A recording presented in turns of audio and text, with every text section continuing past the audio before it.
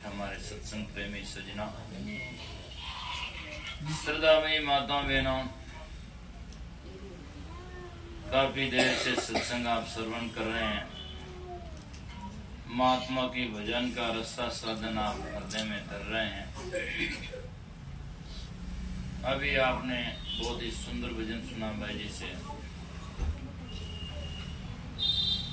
जगत सभी रूठे पर मेरे सदगुरु न रूठे, जिन्ना सदगुरु रूठे तजमानत कर्मी छूटे। इसीलिए सदगुरु रूठिया हो तुरंत मनाविए, कोई कर दीन आदीन गुना बख्शावे। संत महात्मा के जाकर के सजनों, कृपा के बिना, सदगुरु की अनुकृपा के बिना कभी भी त्रिकाल में कल्याण नहीं हो सकता है। सदगुरु कबीर साहब अपने ग्रंथ में लिखते हैं, गुरु सीढ़ी से उतरे, सीढ़ी कहते हैं निसंडी सीढ़ी, गुरु सीढ़ी से उतरे शब्द विमुखा हो। गुरु की ज्ञान की सीढ़ी से कोई उतर जाता है, च्युत हो जाता है, गिर जाता है, अर्थात गुरु के शब्द से विमुख हो जाता है। तिनको काल घसीटे राख सके नहीं कोई, उनको काल घसीटेगा कोई दुनिया में रखने वाला है नहीं। कबीर गुरु के रूठते, कबीर हरि के रूठते, गुरु के शरणे जाए। भगवान रूठ जाए तो गुरु बचा देते हैं, गुरु के शरणे चले जाए। पण कहें कबीर गुरु रूठते हरि नहीं होत सहाय। यदि गुरु रूठ जाए तो उनका किया हुआ सब जोड़ जाए, और गुरु की कृपा हो जाए तो सब छूट जाए, नहीं तो सजना सब बेकार है। इसीलिए संत महापुरुष कहते हैं कि गुरु सम को जग में हितकारी, गुरु के समान दुनिया में कोई हितकारी नहीं है। संसार में सब जाकर के सजना अहितकारी है, गुरु ही संसार में हितैषी है। तो गुरु सम को जग में हितकारी, कलिमल ग्रसित अदम सट पामर बहुतारे नर नारी। पाप से मुक्त कराने वाले संसार में हमारे सदगुरु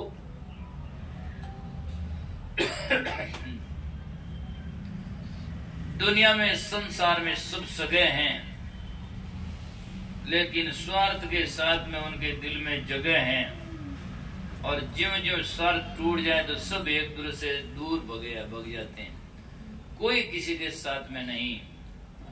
तो भजन में बहुत ही उदाहरण अच्छे अच्छे दिए हैं।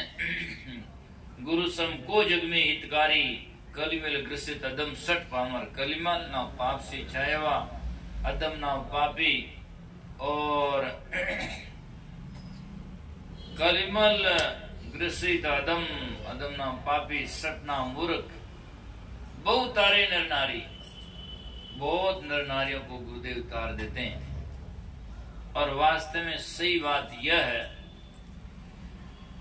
कि ऐसा सदगुरु हम मिला भवसागर के बीच, खेवट सबको खेवता, क्या उत्तम क्या नीच। खेवट जहाज में बैठने वाला यूं नहीं कहता तू चमारे कुमारे लुहारे सुधारे, ये नहीं कहता। और पैसे वाला है, कम पैसे वाला है, वो भाई बात नहीं पूछता। बस जहाज में बैठने की कोशिश करो, और बैठ गए तो बैठो। कबीर सा की जहाज में उतरो बहु पारा, खेवण वाला खेवसी जिनके सिर भारा। आप तो संतों की जहाज में बैठो, महाराज के ज्ञान में बैठो, विवेक विचार से जीवन जियो, तो आपका जीवन सार्थक होगा।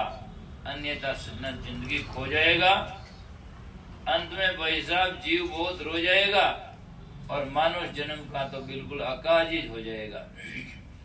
इसीलिए हरि माया त्रिभुवन कर फैलियो बहुदुख महाविकारी। हरि की माया त्रिभुवन में, स्वर्ग मृत्यु पाताल लोक में फैली हुई है। हरि माया त्रिभुवन कर फैलियो बहुदुख महाविकारी, और रवि करनी कर ज्ञान घन सुम तम अज्ञान प्रहारी। गुरु का ज्ञान सूर्य के समान है, घन के समान है, प्रकाश का पुंज के समान है। तो तम नाम अंधकार को भगाने वाला है। बाहर का अंधकार तो सूर्य और प्रकाश से चला जाता है, लेकिन भीतर का प्रकाश तो सजना केवल सदगुरु के ज्ञान से ही होता है। इसीलिए वाणिया में सदगुरु कबीर साहब ने कहा, कोटि चंदा होगी सूरज कोटि हजार, तिम्मर दो नासे नहीं गुरु बिना है घोर अंधार। भजन भी सुनते हैं, गुरु बिना घोर अंधेरा, सुनता गुरु बिना घोर अंधेरा। और क्या कहा मैं आज्ञा छे तो अंधेरो, ढूंढो हाल हमारो। यदि गुरुदेव नहीं मिलते तो हमारा क्या हाल होता। और संत दास जी महाराज वाणी में लिखते हैं, बूंदी होती संत दास जे सदगुरु मिलता नहीं। यदि सदगुरु नहीं मिलते तो बहुत ही खराब होती। बूंदी होती संत दास जे सदगुरु मिलता नहीं। ये बहुत जन्म का आंतरा भागा इस बहु माई। इस बहु में, इस संसार में बहुत जन्म जन्मा का अंतरा था। बीच में वो आज टूट गया अंतर, बिल्कुल सदगुरु मिल गए। संत दास जी महाराज ने दूसरी साखी में यूं भी लिखा कि जाकर के संत दास संसार में सकल शिरोमणि संत, पूरे संसार के शिरोमणि है। मणि वो होती है जिसमें स्वयं प्रकाश होता है, और संत मणियों के ऊपर शिरोमणि है।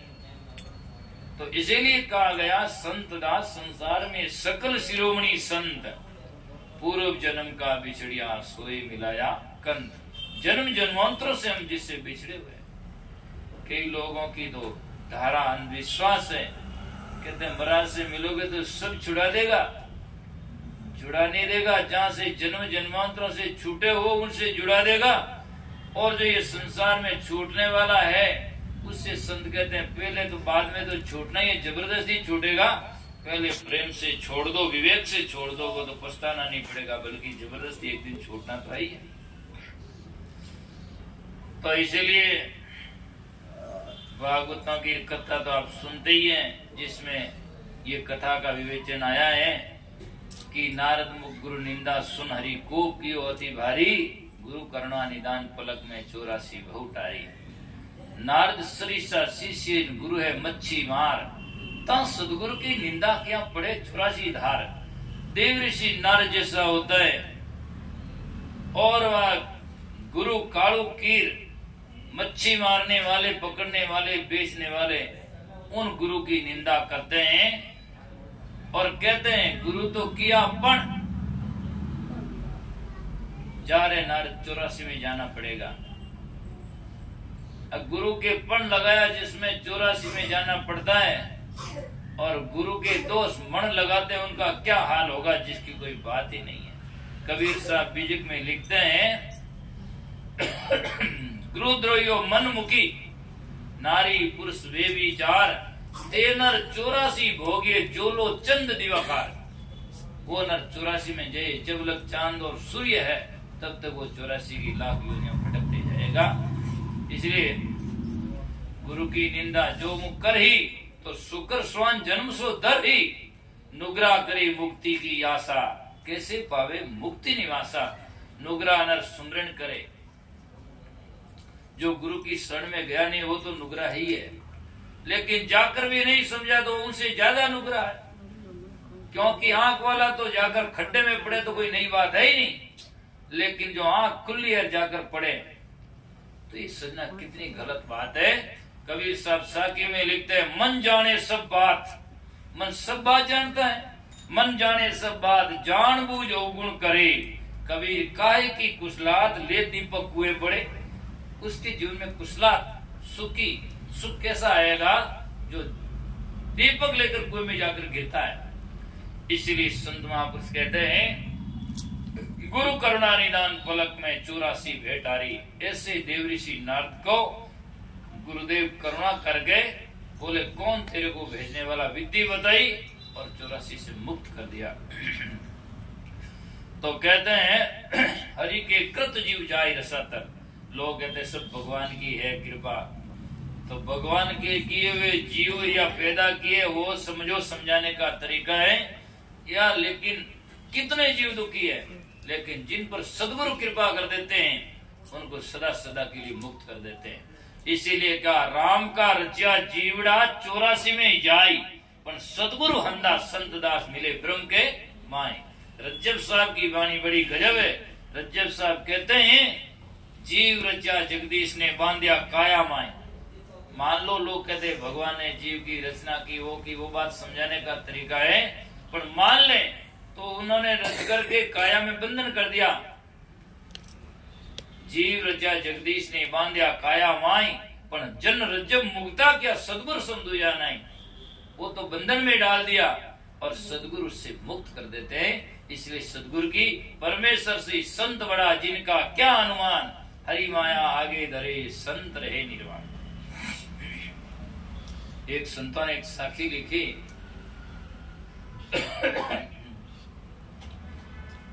और लिखा कि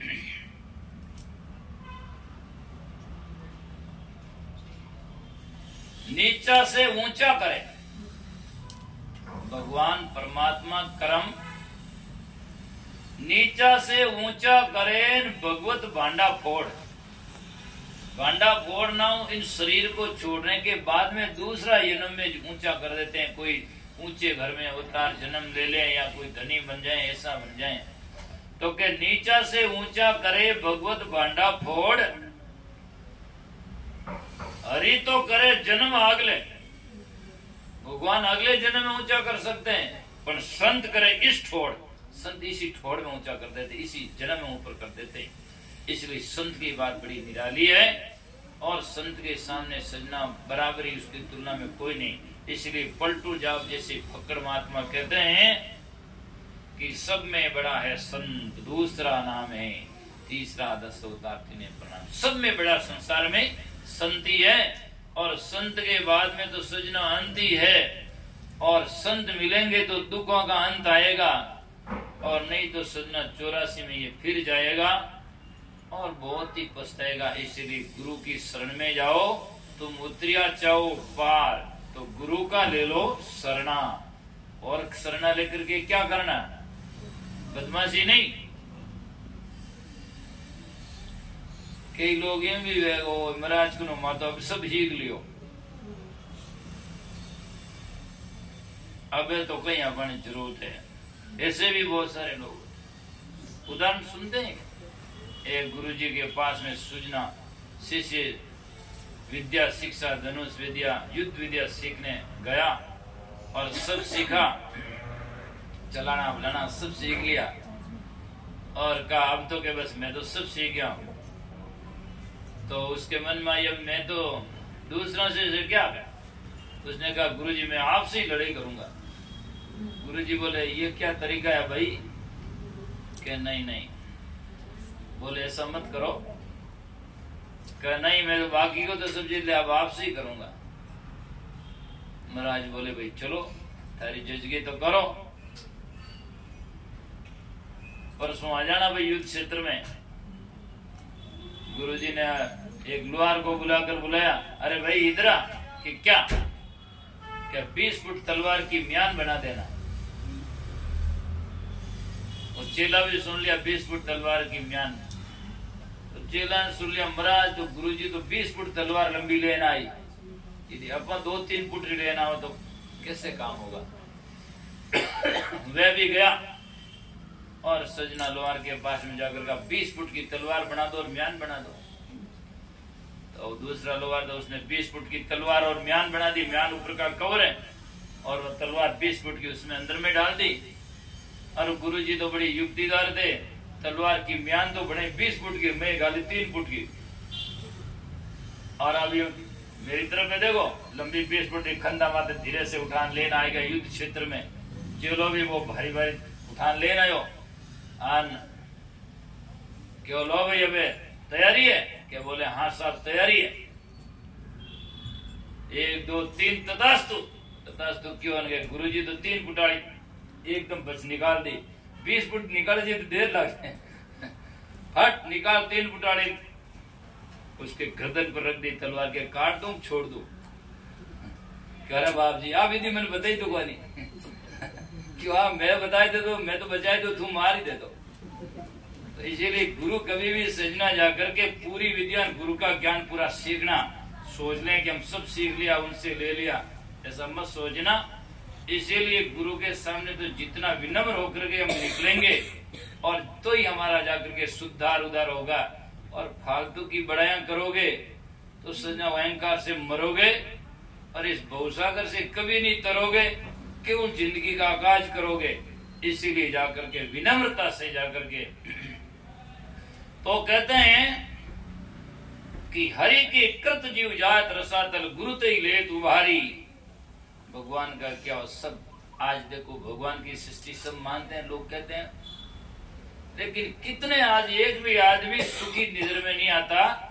सबसे पूछो दुखी दुखी है, लेकिन जिसके ऊपर सिर के ऊपर सदगुरु ने हाथ धर दिया और हृदय को ज्ञान से भर दिया, वो इस संसार में सुखी है। न तो डर है, चाहे न उसके घर है, लेकिन बिल्कुल निडर जीवन जीता है। जाकर के सजनों, शस्त्रों की तो बात ही नहीं, वस्त्र नहीं है, फिर भी इतने निश्चिंत दिखाई देते हैं। और जाकर के सीना जिसको ज्ञानी मेलों में सोए हुए आदमी बड़ा ही दुख और टेंशन में जीवन जीते हैं, ये सदगुरु का उपकार है।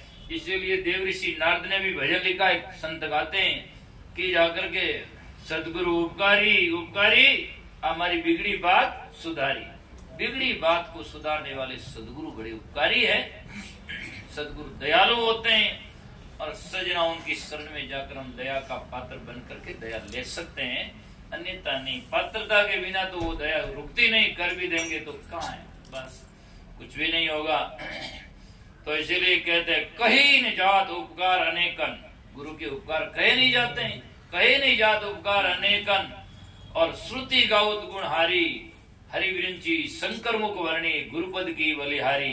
अरे गुरुसम को जग में हितकारी। हरि नाम विष्णु, विरंची नाम ब्रह्मा और शंकर, तीनों देव गुण वर्णन करते हैं। तुलसीदास जी जैसे महात्मा होते हैं और वे लिखते हैं गुरु बिना भवनी तर ही न कोई, जो विरंची शंकर सम होई। चाहे रामायण उठाओ, चाहे भागवत में घटाओ और चाहे किसी महात्मा की वाणी उठा कर देखो, बात एक ही है। एक दीन दरवेश साहब संत हुए, उन्होंने एक भजन लिखा, गुरु जैसा दाता और आया नहीं ध्यान में। वेद और पुराण में, वेद और पुराण में, हिंदू मुसलमान में, और गुरु जैसा दाता और आया नहीं ध्यान में। गुरु जैसा दाता मुझे किसी ध्यान में आया ही नहीं। चाहे वेदा में देखो, चाहे पुराणा में सुनो, चाहे सजना कुरान में पढ़ो, लेकिन गुरु तो गुरु ही होता है। जोगी तो गुरु जबे जंगम शिव ध्यावे, अरियंत अरियंत सेवड़ा कोई पार नहीं पावे। गुरु जैसा हरिवंशी शंकर मुख वर्णत गुरुपद की बलिहारी। अरे गुरुसम को जग में हितकारी। भगवान कृष्ण का प्यारा भगत उद्धव है और उद्धव ने कृष्ण यूं समझावे, और कर्म से मैं वश नहीं बहु मने सत्संग भावे। आदि व्याधि जीव की मिट जावे, सत्संगत गई माई। और कृष्ण देव उद्धव से भाग्यो, सदगति गुरु बिना नहीं। कृष्ण देव उद्धव से कहते सदगति गुरु के बिना नहीं है। इसीलिए सजना चौथी आरती चारू पूजा, गुरु सम देव और नहीं दूजा। तो इसीलिए जाई संधि और काल को फैलियो चमदिस फंदो भारी। इस सजना जार करके वाणी के लक्षण एक जाई, संधि, काल और लास्ट में होता सार। सार को लगना चाहिए। जाई का मतलब होता है जो नहीं है और उसको झुंझलापन से दिखता है। और संधि जहाँ मेल है, जैसे आत्मा और परमात्मा को लोग बजा करके या जड़ और चेतन को एक समझ जाते हैं। और जाकर अविद्या जाई है और जाकर के अनात्मा और आत्मा को एक समझना, जाकर के संधि। और काल है जाकर के उसमें सजनों समय में जान लेते हैं, मान लेते हैं। जाई संधि और काल को चौंदिस फेरियो बंदो वारी। सात शब्द से सब प्रकायो गुरु कबीर बलिहारी। अरे गुरुसम को जग में हितकारी। कलिमल कृषि दम सट पामर बहुतारे नर नारी। तो सजना ऐसे गुरु की मानता है, और कोई विवेकी होता वो जानता है, और गुरु न समझे तो वो अज्ञानता है। शुक्राचार्य जैसा राक्षसों के भी गुरु है। राक्षस भी शुक्राचार्य को गुरु मानते हैं। अब राक्षसों कोई क्यों भी तो वह जी को गुरु नहीं माने, बाकी देवता तो माने ही है, राक्षस भी माने, और मनुष्य और संत और हंस तो मानते ही है। अब कोई राक्षस निजी श्रेणी में हो और वो गुरु न माने और न जाने, वो उनकी बात है, लेकिन कल्याण तो गुरु के द्वारा ही होगा। तो समय भी हो गया है, एक भजन थोड़ा विराम बोल करके विराम देंगे।